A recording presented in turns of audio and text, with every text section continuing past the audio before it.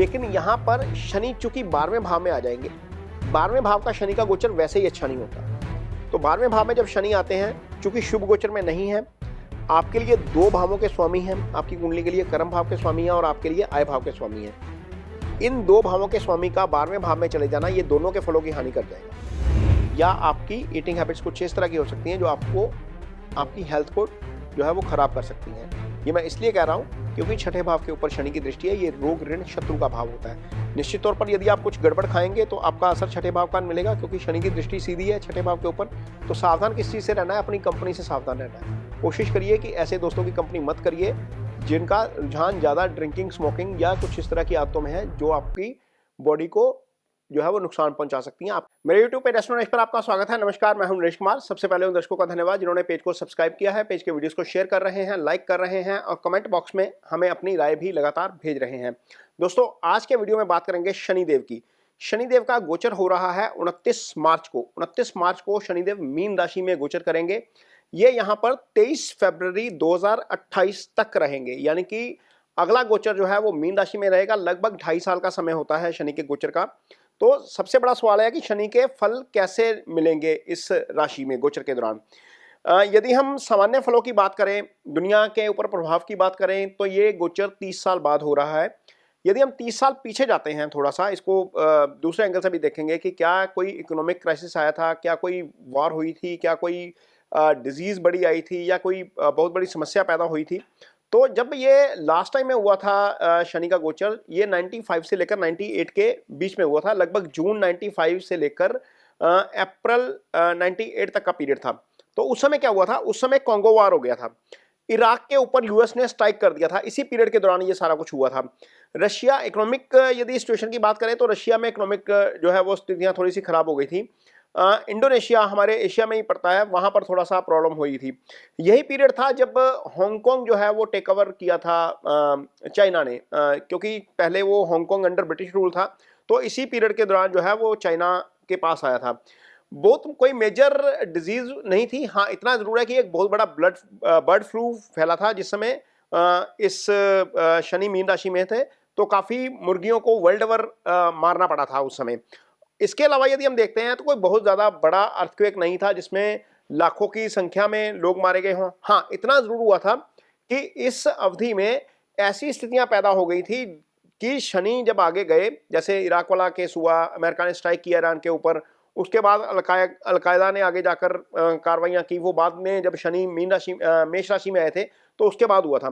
तो हिस्टोरिकली पिछले 120 साल का यदि हम इतिहास देखते हैं तो पता लगता है कि जब जब शनि मीन राशि में होते हैं तो ऐसे बीज पड़ जाते हैं पूरी दुनिया में जिसका असर शनि के मेष राशि और वृषभ राशि में होने के बाद होता है।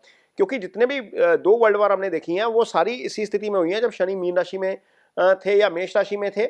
और पहली और दूसरी वर्ल्ड वार के समय भी यही सिचुएशन थी।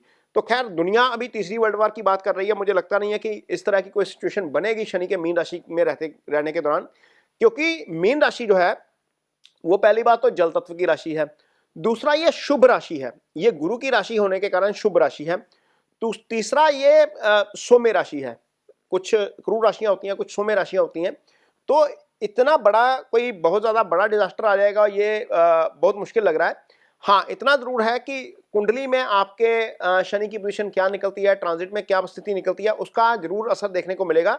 लेकिन मोटे तौर के ऊपर चूंकि शनि ऐसे साइन में हैं जिनके स्वामी गुरु हैं, गुरु चूंकि ब्लेसिंग्स के कारक हैं, गुरु फाइनेंस के कारक हैं, गुरु आपके भाग्य के कारक ग्रह होते हैं, गुरु आपके पंचम स्थान के कारक होते हैं, तो निश्चित तौर पर गुरु से संबंधित फल जरूर कर जाएंगे।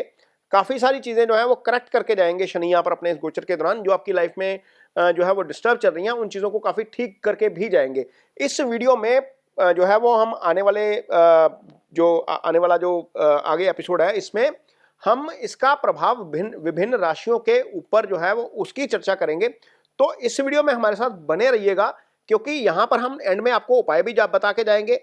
इसका आपकी राशि के ऊपर क्या प्रभाव पड़ेगा ये भी आपको इसी वीडियो में आगे विश्लेषण में बताते हैं। तो बात करेंगे मेष राशि के जातकों की। मेष राशि के जातकों के ऊपर शनि की 7.5 शुरू हो रही है 29 मार्च से।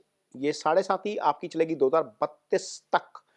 तो बहुत सारे वीडियोस आपने देखे होंगे जहां पर बताया होगा कि शनि नेगेटिव है, शनि इस तरह के फल करेंगे, शनि खराब फल करेंगे। हमने भी कुछ वीडियोस पोस्ट किए हुए हैं इसको लेकर, लेकिन यहाँ पर और ज़्यादा क्लैरिटी के साथ आपको बताते हैं कि शनि आपके लिए कैसा फल करेंगे। तो सबसे पहले तो ये जो चार्ट आपके सामने खुला है, ये देखिए, ये आपको किसी भी कुंडली के सॉफ्टवेयर में मिल जाएगा, ये फ्री ऑफ कॉस्ट सॉफ्टवेयर में भी मिलेगा। इसको बोलते हैं सामुदायिक अष्टक वर्ग चार्ट।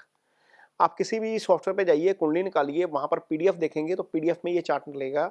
ये चार्ट आपके सामने है। इस चार्ट में सबसे नीचे लेफ्ट साइड पे सैटर्न है, शनि है। इसके बिल्कुल राइट साइड पे देखिए, जहां पर मीन राशि है वहां पर पॉइंट्स कितने हैं नीचे शनि के सामने। यदि ये पॉइंट्स 4 हैं या 4 से ज्यादा हैं तो शनि आपके लिए अच्छा फल करेंगे, शनि खराब फल नहीं करेंगे। चूंकि आपके लिए शनि अगले 2 घरों के लिए भी इंपॉर्टेंट है, आपके लिए 2 फेस अगले भी इंपॉर्टेंट है, तो वहां पर 1 नंबर और 2 नंबर जहां पर भी देख लीजिए पॉइंट्स कितने हैं। यदि ये पॉइंट्स 4 से कम है तो उस फेस में आपको प्रॉब्लम हो सकती है। चूंकि मेष राशि एक ऐसी राशि है जिसके लिए शनि की महादशा लाइफ के आखिरी फेस में आती है। लाइफ के आखिरी फेस में इसलिए क्योंकि मेष राशि के जातक पैदा होते हैं केतु के नक्षत्र में, या फिर होते हैं शुक्र के नक्षत्र में, या सूर्य के नक्षत्र के पहले चरण में। अश्विनी नक्षत्र में जो लोग पैदा हुए उनको पूरी दशा केतु की 7 साल नहीं मिलती, कईयों को मिल जाती है, कईयों को 6 साल मिलती है, कईयों को 5 साल मिलती है। डिपेंड करता है कि आप कौन से नक्षत्र में पैदा हुए, कौन से चरण में पैदा हुए। तो मान लीजिए केतु के नक्षत्र में पैदा हुए और आपको दशा मिल गई 5 साल की, तो 5 साल केतु के रहे।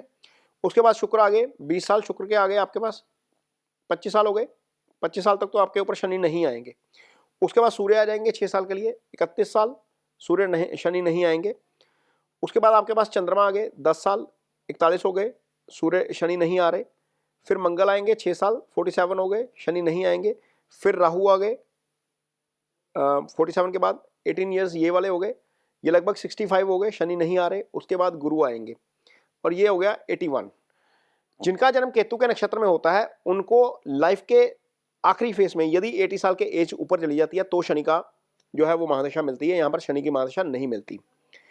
जिनका जन्म मान लीजिए शुक्र के नक्षत्र में भी नहीं हुआ, आपका जन्म सूर्य के नक्षत्र में हो गया, तो वहां पर आपको दशा मिलेगी सूर्य की ज्यादा से ज्यादा 2 साल, 3 साल, ज्यादा से ज्यादा मैक्सिमम 3 साल। 3 साल सूर्य के हो गए, 10 साल चंद्रमा के हो गए, 13 हो गए, फिर मंगल हो गए 6, 19 हो गए, फिर राहु हो गए 19 और 18 37, 37 और 16 53। यदि आपका जन्म सूर्य के नक्षत्र में भी हुआ है, यानी कि कृतिका के पहले चरण में भी हुआ है, तो भी आपको जाकर यह दशा 50 साल के बाद मिलेगी। तो शनि की महादशा जब तक आप करियर की ऊंचाई छू रहे होते हैं तब तक आपको शनि नहीं आते। हाँ, इतना जरूर है कि शनि की 7.5 या ढैया जरूर आ जाती है। अंतरदशा में कई बार शनि बीच में जरूर आ जाते हैं। बड़े प्लेनेट की यदि दशा होती है, जैसे गुरु की दशा है या शुक्र की दशा है या राहु की दशा है, उसमें 2-2, 3-3 साल का फेस शनि का आ जाता है, लेकिन शनि की महादशा आपको नहीं मिलती। यहाँ पर शनि की महादशा तो आपके ऊपर नहीं है। तो ढैया जो चल रही है, जो ढैया आ रही है, उसका मैंने आपको बताया कि यदि सामुदायिक अष्टक वर्ग में पॉइंट 4 से ऊपर है तो इससे मत डरिएगा, ये खराब नहीं करेंगे। लेकिन इसके बावजूद शनि की दृष्टि का असर जरूर होता है। यहां पर वीडियो में ये जरूर बताएंगे कि आपको किन चीजों का ध्यान रखना है। डरने की जरूरत नहीं है, कुछ रेमेडीज भी करेंगे, रेमेडीज भी आपको बताएंगे। यहां पर वीडियो के अंत में आपको रेमेडीज भी मिलेंगी। लेकिन यहां पर शनि चूंकि 12वें भाव में आ जाएंगे, 12वें भाव का शनि का गोचर वैसे ही अच्छा नहीं होता। तो 12वें भाव में जब शनि आते हैं, चूंकि शुभ गोचर में नहीं है, आपके लिए 2 भावों के स्वामी हैं। आपकी कुंडली के लिए कर्म भाव के स्वामी हैं और आपके लिए आय भाव के स्वामी हैं। इन 2 भावों के स्वामी का 12वें भाव में चले जाना, ये दोनों के फलों की हानि कर जाएगा। ये दोनों ही फलों को खराब कर जाएगा। तो अपने 2 भावों के फल को खराब कर जाएगा। तीसरी दृष्टि यहां पर है धन भाव के ऊपर, वहां पर हानि कर जाएंगे। छठे भाव के ऊपर देखेंगे, वहां पर हानि कर जाएंगे। भाग्यस्थान को देखेंगे, वहां पर हानि कर जाएंगे। तो इसको डिटेल में बताते हैं। तो तीसरी दृष्टि यहां पर जब 12वें भाव में शनि गोचर करेंगे तो धन भाव के ऊपर रहती है। ये कुटुंब का भी भाव है, ये आपकी वाणी का भी भाव है, ये आपकी ईटिंग हैबिट्स का भी भाव है। कुछ लोग ऐसे होते हैं जिनको शनि की 7.5 के दौरान कुछ खराब आदतें लग जाती हैं खाने पीने की। मेरा अभिप्राय कहने का मतलब ये है कि ड्रिंकिंग या स्मोकिंग की आदत लग सकती है, या आपकी ईटिंग हैबिट्स कुछ इस तरह की हो सकती हैं जो आपको आपकी हेल्थ को जो है वो खराब कर सकती हैं। ये मैं इसलिए कह रहा हूं क्योंकि छठे भाव के ऊपर शनि की दृष्टि है। ये रोग ऋण शत्रु का भाव होता है। निश्चित तौर पर यदि आप कुछ गड़बड़ खाएंगे तो आपका असर छठे भाव का मिलेगा, क्योंकि शनि की दृष्टि सीधी है छठे भाव के ऊपर। तो सावधान किस चीज से रहना है? अपनी कंपनी से सावधान रहना है। कोशिश करिए कि ऐसे दोस्तों की कंपनी मत करिए जिनका रुझान ज़्यादा ड्रिंकिंग, स्मोकिंग या कुछ इस तरह की आदतों में है जो आपकी बॉडी को जो है वो नुकसान पहुंचा सकती हैं, आपकी सेहत को नुकसान पहुंचा सकती हैं। एक तो ये तीसरी दृष्टि दूसरे भाव के ऊपर है, इससे बचना है। दूसरा, अपनी वाणी के ऊपर थोड़ा सा नियंत्रण रखिएगा। किसी भी तरह की कोई कन्फ्लिक्ट वाली स्थिति आती है किसी के साथ तो कोशिश करिएगा वहां से निकलिए, क्योंकि छठा भाव एक्टिव है। ये कौन सा भाव है? ये शत्रु का भी भाव है, ये कोर्ट केसेस का भी भाव है। इधर आपने कुछ बोला नहीं, इधर आप लीगल मामले में फंसे नहीं, तो यहाँ पर नियंत्रित रहने का समय है अपने लिए। मंगल की राशि है, ये मेष राशि है, वैसे ही अग्रेसिव राशि होती है। ओवर रिएक्शन कर जाते हैं, बाद में पता लगता है कि कोर्ट में मामला चला गया, या बाद में पता लगता है कि उसका नुकसान हो गया, फाइनेंशियल लॉस हो गया, सोशल परसेप्शन के तौर पर लॉस हो गया, प्रतिष्ठा की हानि हो गई, ये सारी चीजें हो सकती हैं। तो यहाँ पर इन दो चीजों से बच के रहना है, एक तो कंपनी, एक अपनी रिएक्शन थोड़ा सा कंट्रोल में रखना है। ये चीजें मत करिएगा, यहाँ पर आप फंस सकते हैं, यहाँ पर आपको प्रॉब्लम हो सकती है, क्योंकि एज एन एस्ट्रोलॉजर सारी चीजें आपको शेयर करना जरूरी है, आपको बताना जरूरी है कि लाइफ का कौन सा पार्ट जो है वो डिस्टर्ब हो सकता है।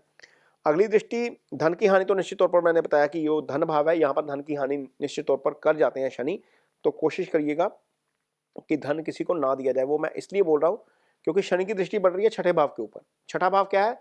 रोग, ऋण, कर्जे वाला भाव, छठा भाव। तो क्या होता है कि मान लीजिए आपने किसी की गारंटी ले ली, फाइनेंशियल गारंटी ले ली, तो फंसेगा कौन? सामने वाला पैसा लेके भाग गया, फंस आप जाएंगे। शनि की दृष्टि इस भाव के ऊपर है 23 फरवरी 2028 तक, तो कोशिश करिएगा कि गारंटी मत लीजिए। लीगल और फाइनेंशियल गारंटी किसी की नहीं लेनी, क्योंकि भाव एक्टिव है, शनि के द्वारा एक्टिव है, तो करेगा कोई, भरेगा आप, फंस जाएंगे आप। ये मत करिएगा। पैसा किसी को बिना गारंटी के उधार मत दीजिएगा। अब सवाल ये आता है कि यार मेरा तो काम ही फाइनेंस का है, मैं क्या करूं? तो भाई गारंटी रख लीजिए, कुछ ना कुछ प्लेज कर लीजिए, क्योंकि जब जो लोग ये फाइनेंस का काम करते हैं वो प्लेज करके चीजें करते हैं, या उनको पता होता है कि किस तरीके से इसको हैंडल करना है। तो बहुत सारी चीजें प्लेज करने के लिए होती हैं, तो प्लेज किए बिना, इवन कोई दोस्त भी पैसा मांगता है, कुछ प्लेज किए बिना मत दीजिएगा, वो पैसा फंस जाएगा आपका। कुछ लोग होते हैं पैसे पैसे दे देते हैं गुड फेथ के ऊपर, बाद में घूमते रहते हैं पीछे पीछे, दे दो भाई मुझे जरूरत है, वो फिर निकल जाता है काम, फिर होता नहीं है। तो यहाँ पर छठे भाव से संबंधित सिग्निफिकेंट सारे एक्टिव हो जाएंगे। कोर्ट केसेस एक्टिव है, रोग ऋण शत्रु वाला भाव एक्टिव है। ये सारी चीजें थोड़ा सा ध्यान में रखने वाली होंगी। इनका यदि हम ध्यान रखेंगे तो इन रिजल्ट्स को मिनिमाइज किया जा सकता है, इसके प्रभाव को थोड़ा सा कम किया जा सकता है। इसको टाला तो खैर जा नहीं सकता, लेकिन कम उसको कर सकते हैं। थोड़ा सा ध्यान रखेंगे तो बहुत सारी चीजें ठीक हो जाती हैं। शनि यहाँ से 10वीं दृष्टि दे रहे हैं आपके भाग्यस्थान को। भाग्यस्थान से संबंधित फल आपके थोड़े से धीमे हो जाएंगे। कहीं जा रहे हैं, धार्मिक यात्रा का प्लान बन रहा है, अध्यात्म में जाना चाहते हैं, वहां पर मन नहीं लगेगा, वहां पर डिस्टर्बेंस ज्यादा हो जाएगी। धार्मिक यात्रा पे जा रहे हैं, रास्ते में कोई ना कोई प्रॉब्लम आ जाएगी। कोई प्लान कर रहे हैं कुछ चीज़ों का, कुछ गोल सेट कर रहे हैं, 2 महीने की बजाय 4 महीने लग जाएंगे। वहां पर चीज़ें, क्योंकि शनि डिले करवाते हैं हर चीज़ को। कोई भी काम आप यदि करेंगे, कोई भी गोल रखेंगे, किसी भी तरह का कोई टारगेट रखेंगे, तो ये बैक ऑफ द माइंड जरूर रख के चलिएगा कि हो सकता है कि ये टारगेट जो है वो डिसाइडेड टाइम के ऊपर पूरा शायद ना हो। वहां पर चीज़ों का ध्यान रखना बहुत ज़रूरी है। यदि ये चीज़ों का हम ध्यान रख लेंगे, थोड़ा सा पेशेंस रख लेंगे, थोड़ा सा वाणी के ऊपर नियंत्रण रख लेंगे, खाने पीने की चीज़ों के ऊपर नियंत्रण कर लेंगे, या फिर थोड़ा सा आप किसी को अनसिक्योर पैसा नहीं देंगे, किसी की लीगल गारंटी नहीं लेंगे, तो बहुत सारी चीज़ें जो हैं वो हम टाल भी सकते हैं। बाकी रेमेडीज़ हम डेफिनेटली वीडियो में दे रहे हैं, वो रेमेडीज़ जरूर करिए, उसके लिए आपको निश्चित तौर पर उसका प्रभाव कम करने में भी मदद मिलेगी। यदि आपकी कुंडली में शनि की स्थिति खराब है, मान लीजिए शनि आपकी कुंडली में छठे, 8वें, 12वें भाव में पड़े हुए हैं, सूर्य के साथ हैं, अस्त हैं, मंगल के साथ हैं, राहु केतु एक्सिस में हैं, शनि बहुत अच्छी पोजीशन में नहीं है, तो आपको शनि की रेमेडीज जरूर करनी चाहिए। शनि की रेमेडी के तौर के ऊपर सबसे पहले तो यह है कि एक काली जो उड़द की दाल होती है उसका डोनेशन किया जा सकता है शनिवार शाम के समय। शनिवार शाम के समय ही रेमेडी करेंगे।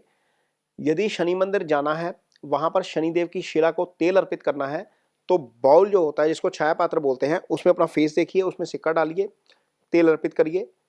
काली दाल जितनी अफोर्ड कर सकते हैं, 10 ग्राम अफोर्ड कर सकते हैं तो 10 ग्राम ही डोनेट किया जा सकता है। शास्त्र कहता है कि जितना आप अफोर्ड कर सकते हैं उतना ही दान करिए। अपनी अफोर्डेबिलिटी के बाहर जाकर दान किया हुआ दान अच्छा नहीं होता, दान वो लगता नहीं है। जितना आप अफोर्ड कर सकते हैं उतना दान करिए। शनि की शिला पर तेल अर्पित करिए। शनि के मंत्रास होते हैं ओम शन शनिश्चराय नमः, इस मंत्रा का जप करिए। एक माला डेली करेंगे तो भी सफिशिएंट रहेगा। यदि आप नहीं कर सकते तो किसी ब्राह्मण से संकल्प लेकर, अपने नाम का संकल्प देकर वो करवाइए। ये 3 रेमेडीज शनि की बहुत अच्छी रेमेडीज हैं। इसके अलावा यदि आप ऑफिस में सीनियर हैं, यदि आपका मैन्युफैक्चरिंग का काम है, यदि आपका कोई कारोबार है जिसमें बहुत सारा लेबर काम करती है, तो सारी लेबर सैटर्न को रिप्रेजेंट करती है। आपका अपनी लेबर के साथ बिहेवियर कॉर्डियल होना चाहिए। यदि आपका अपनी लेबर के साथ बिहेवियर कॉर्डियल नहीं है तो सैटर्न के आपको अच्छे परिणाम नहीं मिलते। जितना आपके साथ मासिस खुश रहेगा उतना आपको सैटर्न के अच्छे फल मिलते हैं। इसलिए अपना बिहेवियर ज़रूर कॉर्डियल रखिए, खासतौर पर अपने से जूनियर के साथ। तो ये शनि की रेमेडीज़ हैं जो की जा सकती हैं। जिनका शनि पीड़ित है, जिनके शनि की स्थिति खराब है, वो ये रेमेडीज़ ज़रूर करें।